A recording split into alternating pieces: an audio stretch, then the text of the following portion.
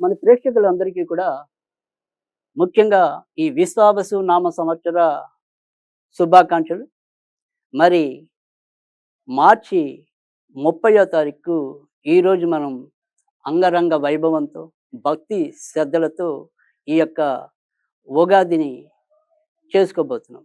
మరి మన ప్రేక్షకులందరికీ కూడా ఏదైతే ఈ విశ్వావసు నామ సంవత్సరం అనేది ఉందో, ఈ యొక్క పండగ వారి యొక్క ఈ షడ్రుచుల్లో తీయందనం వారికి లభించాలని, మరి వసంతంలో ఏదైతే పచ్చదనం ఉందో ఆ పచ్చదనం వారికి పరిపూర్ణంగా కలగాలని, మరి ఏదైతే ఈ 3 కాలాల్లో కూడా మనకి అల్లవేళలా కూడా చల్లదనమే మన జీవితాల్లోకి ప్రవేశించాలని మనస్ఫూర్తిగా ఆకాంక్షిస్తూ, మనందరం కూడా మనం ఆనందోత్సవాలతో, ఐకమత్య బలంతో అం అందరం కూడా ఒకళ్ళకొకళ్ళు సహకరించుకుంటూ, మరి సరిదిద్దుకుంటూ నవనవోన్మేషంగా ముందుకు సాగిపోవాలని ఆకాంక్షిస్తూ, అప్పుడే మనందరికీ కూడా నవవసంతం సిద్ధిస్తుందని కోరుకుంటూ, మరి ఈ పండుగ రోజు మనందరం కూడా ఏదైనా సరే ముక్త కంఠంతో చేసుకునే అద్భుతమైన, అమోఘమైన స్విచ్ వర్డ్ ఏదైనా ఉంది అంటే గనక sunrise as golden colour, sunrise as golden colour, sunrise as golden colour. ఇది చాలా చక్కటి పదం.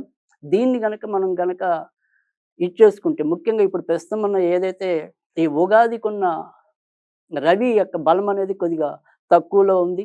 మనకి తెలిసిందే. ముఖ్యంగా మరి సింహ లగ్నాధిపతి, సింహ రాశ్యాధిపతి అయ్యి అష్టమంలో కూర్చోడటం వల్ల ప్రస్తుతం మనకి సూర్యుడు శనితో కూడటం, అటు రాహుతో కూడి ఉండటం కూడా కొంతవరకు ఇబ్బందికరమైన పరిస్థితుల్ని ఇటు ముఖ్యంగా సామాజిక పరంగా, రాజకీయాల పరంగా కూడా కొంత ఇబ్బంది కలిగించడం అనేది ఉంటుంది. కనుక మనం అందరంకి కూడా ఈ రకమైన శిష్యువరుడి వల్ల మన యొక్క జీవితాల్లో ఉండే అవమానాలు తగ్గించుకోవటం, ఆర్థికంగా కొంత, ఆరోగ్యపరంగా కొంత ముందుకెళ్ళటం అనేది, అంటే ప్రతి ఒక్కరికి కూడా ఆరోగ్యము, ఆర్థికము బావుంది అంటే గనక చాలా వరకు సమస్యలు తగ్గినట్టే. కనుక మానసిక శాంతి అప్పుడు లభించినట్టే. ఈ రకంగా ఈ ఉగాది పండుగ మనందరం కూడా చేసుకోవాలి ఈ రకమైన సిచ్యువేషన్‌తో. అయితే ఇక్కడ మనకి ఏదైనప్పటికీ కూడా ముఖ్యంగా ఏదైతే ఈ యొక్క పండగ అనేది ఉందో, ఇది అందరికీ తెలిసిందే. ముఖ్యంగా ఈ పండగ యొక్క ఉద్దేశం ఇవాళ మనకి ఏదైతే వసంత నవరాత్రులని చెప్పి కూడా ఈ రోజు నుంచి 9 రోజుల పాటు ముఖ్యంగా చాలామంది లలితాదేవికి పూజలు చేయటం అనేది, వివిధ నవరాత్రుల్ని నిర్వహించటం అనేది కూడా ఉంటుంది. ముఖ్యంగా మనందరికీ కూడా దేవి శరన్నవరాత్రులు, గణేష్ శరన్నవరాత్రుల తర్వాత ఎక్కువ మందికి తెలిసిన నవరాత్రులు ఏదైనా ఉంటే గనక అది వసంత నవరాత్రులు.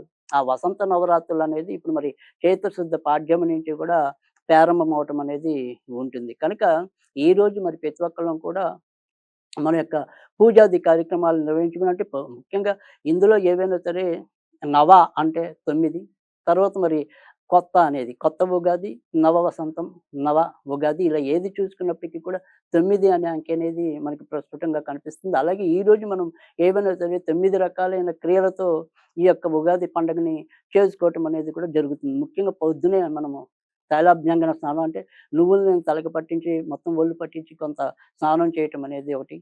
అది మొదటిది. తర్వాత రెండోది నూతన వస్త్రధారణ అనేది రెండోది. తర్వాత మూడోది వచ్చేప్పటికి ఏంటంటే ఎంతో కొంత ఈ దైవిక పూజ చేయటం అనేది మూడోది.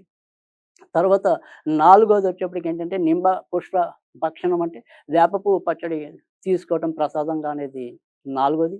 తర్వాత మరి ఐదోది ఏదైనా వచ్చేప్పటికి ఏంటంటే ఏదైనా మన పెద్దలకి ఈ శ్రాద్ధాది కార్యక్రమాలు నిర్వహించుకోవటం అనేది 5.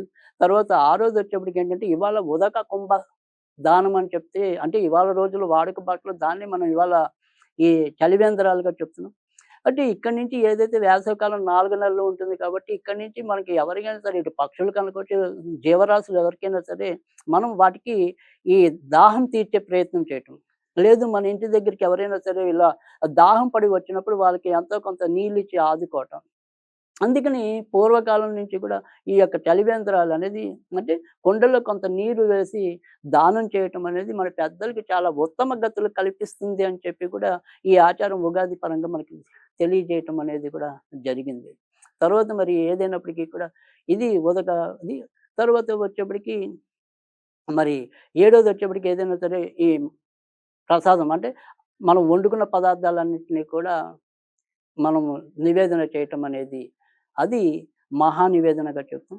తర్వాత సాయంత్రం ఏదైనా సరే ఏదో ఒక దేవాలయాన్ని దర్శించడం. తర్వాత చివరగా మరి పంచాంగ శ్రవణం అనేది. అంటే ఈ రకంగా 9 రకాల క్రియల్ని మనం ఉగాది సందర్భంగా నిర్వహించుకోవటం అనేది కూడా ఒక సంప్రదాయంగా వస్తుంది.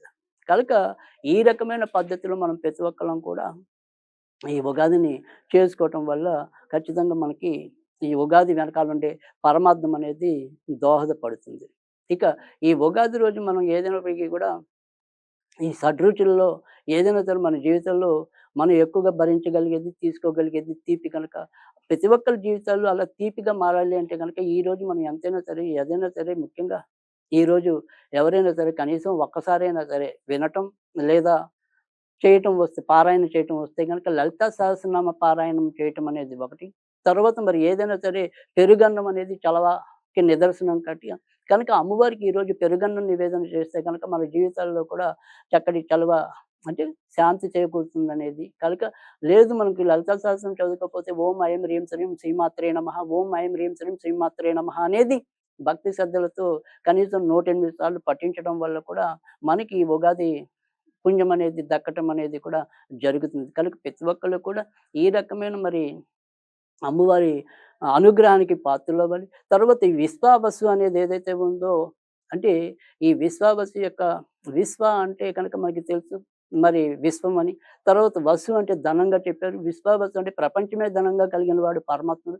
కనుక ఈ పరమాత్ముడి యొక్క మరి అంశ ఈ సంవత్సరం అనేది.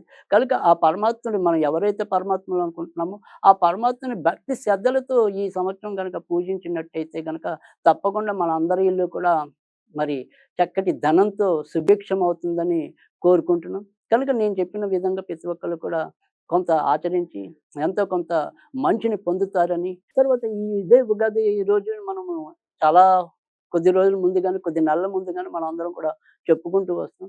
ఈ యొక్క సత్యాగ్రహ కూటమి వల్ల మరి ఎవరికైనా సరే ఎలాంటి ఇబ్బందులు కలుగుతాయని కూడా చాలామంది ప్రశ్నిస్తాం అనేదైతే జరుగుతుంది. అయితే ఇక్కడ ఈ సత్యాగ్రహ కూటమి అనేది వ్యక్తిగతంగా కన్నా కూడా ఇప్పుడు ప్రస్తుతం ఉన్న దేశ రాజకీయ కాలమాన పరిస్థితుల్లో కొంత సామాజికంగానే ఎక్కువగా అంటే వ్యక్తిగతంగా కన్నా కూడా మరి సామాజికంగానే దీని యొక్క ప్రభావం అనేది కూడా ఎక్కువగా ఉండటం అనేదైతే కనిపిస్తుంది. ఎందుకంటే ఈ రాజకీయాల్లో ఉన్నటువంటి ఆకస్మిక మార్పులు చోటు చేసుకోవచ్చు. తర్వాత ఈ ఏదైతే మరి అగ్ని ప్రమాదాలనేవి కూడా కొంతవరకు పెరగడానికి ఆస్కారం ఉంది. తర్వాత బంగారం ధర కొంతవరకు చుక్కలు అంటే పరిస్థితి అయితే ఒక్కోసారి ఉంటుంది. అయితే ఈ ఏడాది ఏమైనప్పటికీ కూడా ఇటు ఏ ధరలు పెరిగినప్పటికీ కూడా ఒకే రకమైన సమతుల్యత లేకపోవటం అనేది కూడా ఈ సంవత్సరం ఎక్కువగా కలిగించడం అనేది కూడా ఉంటుంది. కనుక ఏదైనప్పటికీ కూడా ఈ ఏడాది వచ్చేప్పటికి పేరులో కొంతవరకు అదృష్టం అనేది విశ్వావసు అనేది కొంతవరకు అది పాజిటివ్ వైబ్రేషన్స్ ఉన్న పేరు ఒకటి. తర్వాత అది మరి తెలుగు సంవత్సరాల్లో 39వ సంవత్సరంగా ఉండటం అనేది అంటే ఇక్కడ 3, 9 అనేది కూడా అంటే 3 అనేది మరి గురుడికి సంబంధించిందైతే 9 అనేది కొంతమందికి మరి కుజుడికి ఇచ్చే అంక లేదు అంటే గనక మరి ఏదైనా సరే శుక్రుడికి ఇచ్చే అంక. అలాగే మనం ఈ సంవత్సరం ప్రారంభమైంది కూడా 30వ తారీఖు అంటే అక్కడ 3 కనపడుతుంది. తర్వాత మరి మార్చి అంటే 3, 3 కలిపితే 6 వస్తుందంటే ఒక రకంగా చెప్పాలంటే 3, 6, 9 కలిగిన అతి విశిష్టమైన సంవత్సరం ఏంటి అంటే గనక అది ఈ సంవత్సరం విశ్వావసు సంవత్సరంగా మనం చెప్పుకోవాల్సి ఉంటుంది.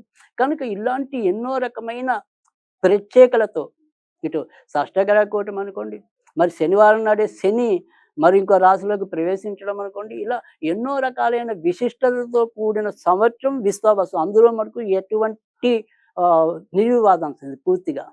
కనుక ఇది ఏ ఏ రకాల ప్రభావాలు చూపిస్తుంది అనేది తర్వాత మనకి అనుభవంలో తెలుస్తుంది. బట్ మేము చెప్పేంత వరకు ఏంటంటే ఇది వ్యక్తిగతంగా కొన్ని కొత్త జ్వరాలు పుట్టొచ్చు, కొన్ని వైరస్‌లు పుట్టొచ్చు గానీ ప్రతి ఒక్కళ్ళు కూడా ఎంతో కొంత రక్షించబడతారు. పెను ప్రమాదాల నుంచి కొంత మనకి ఏదైనా సరే కొంత ఉపశమనం లభిస్తుంది అనేది ఫైనల్‌గా చెప్పేది. కనుక అందరూ బావుండాలి. అందరూ సుఖశాంతులతో వెలగాలని మనస్ఫూర్తిగా ఆకాంక్షిస్తున్నాను.